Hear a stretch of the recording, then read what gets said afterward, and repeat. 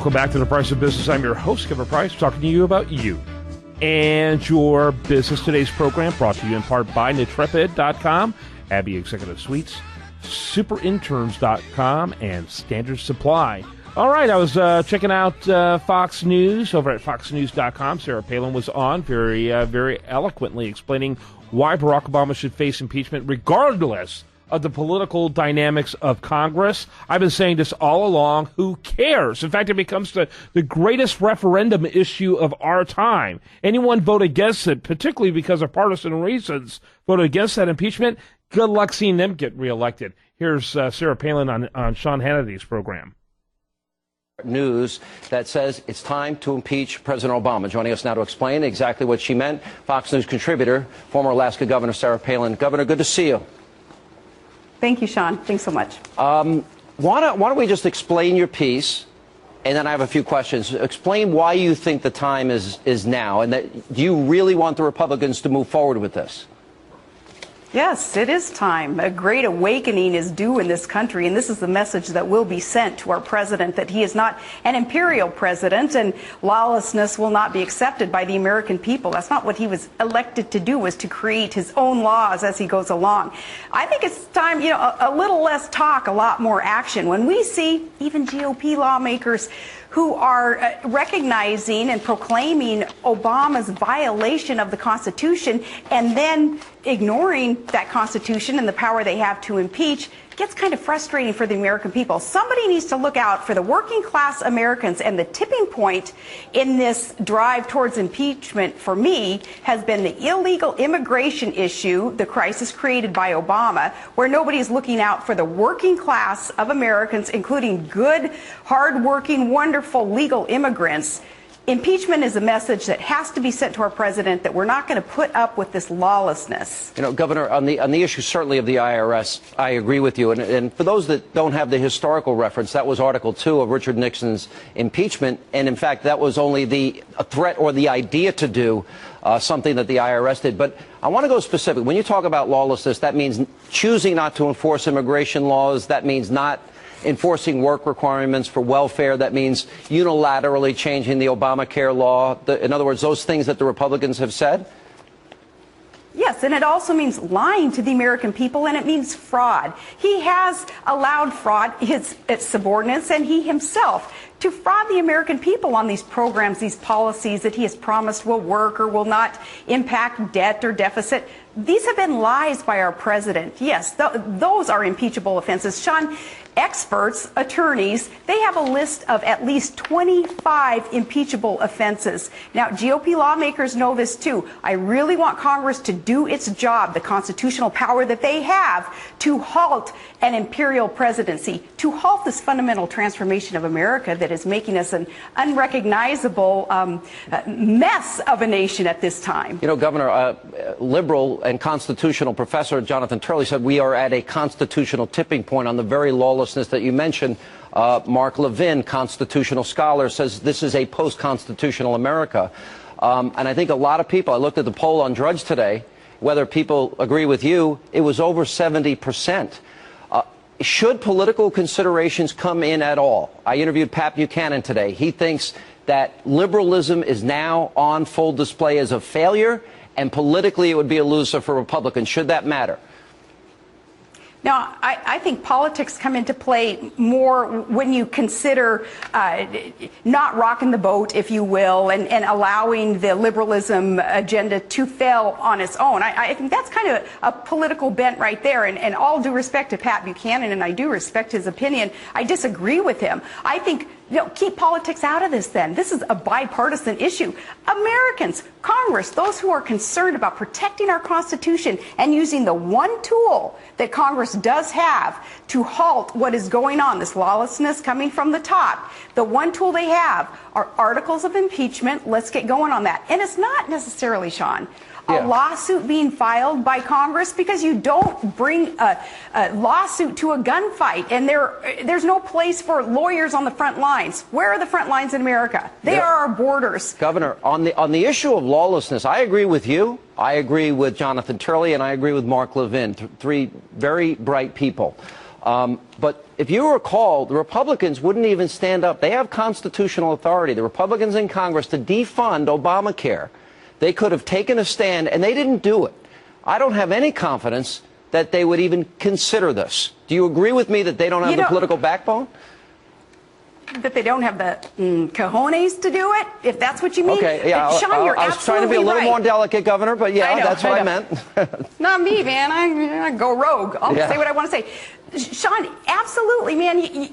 Bingo, when you say, wait a minute, they had a constitutional tool to unfund Obamacare, and that was just fulfilling all of their campaign promises that they were going to repeal Obamacare, right?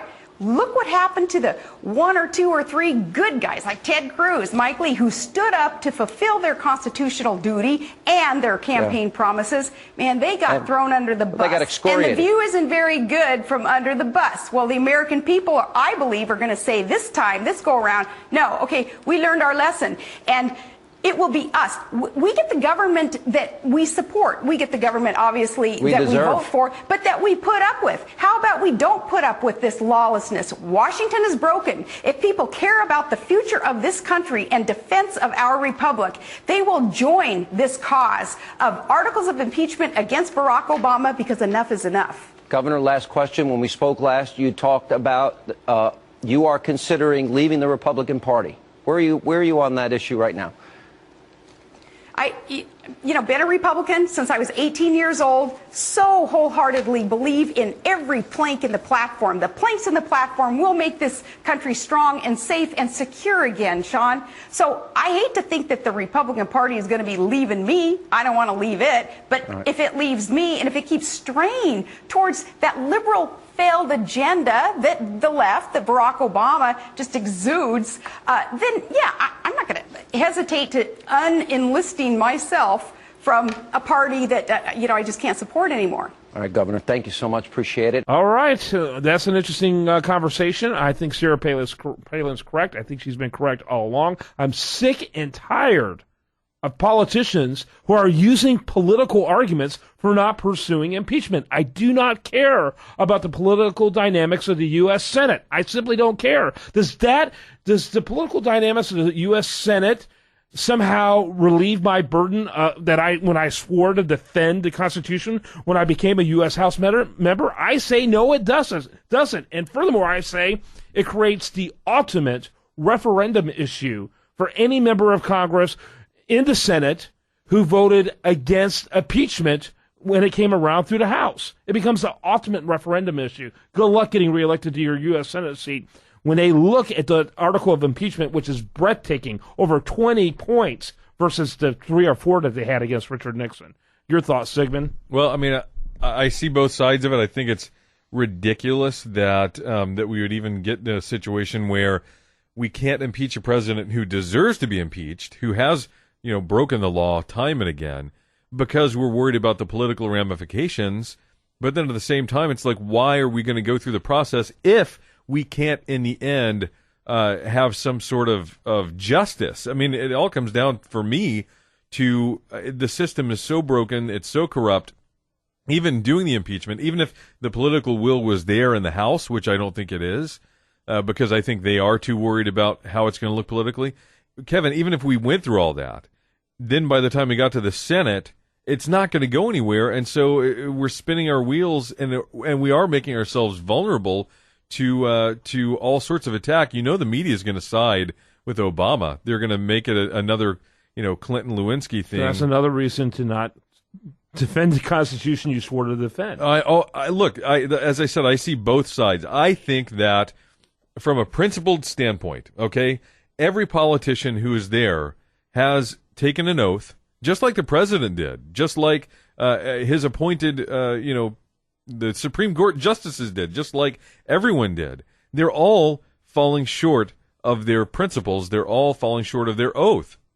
And they all should be impeached. I mean, Roberts shouldn't have been able to do what he did with the Obamacare, the ACA ruling, where he made it a tax. He basically wrote a law, Kevin.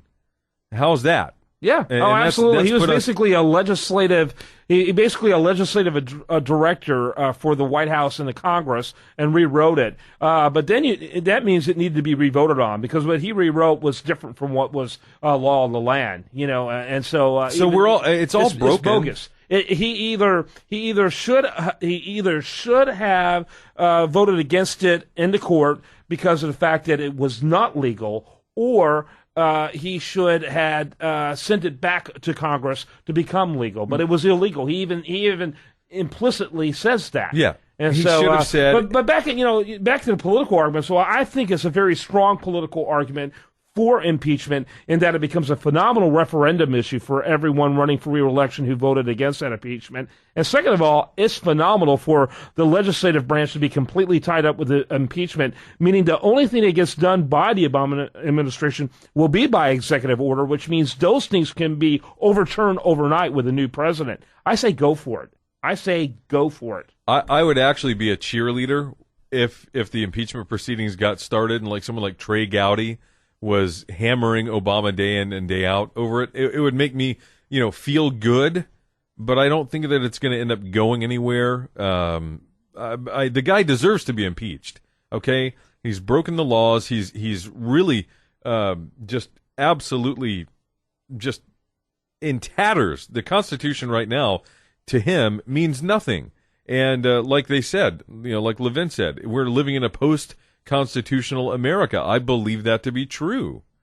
Yeah. Anyone who opposes the impeachment proceedings because it's a waste of time and because it is politically not sensible is as guilty as those who have a radical agenda who disregard the Constitution. We do it because it's the right thing to do. Let the consequences fall where they fall. If the Constitution matters, which it should, right, then you've got to try to impeach the guy. And you've got to hold accountable any of the elected officials who don't see that he completed or he committed impeachable offenses. Then you've got to hold them accountable too. Yep. And it's what do they call it? A come to Jesus moment. I mean, you got to really, look at it that way. This is a day of reckoning, and it's not just a day of reckoning for Barack Obama. It's a day of reckoning for America. Yep, I agree.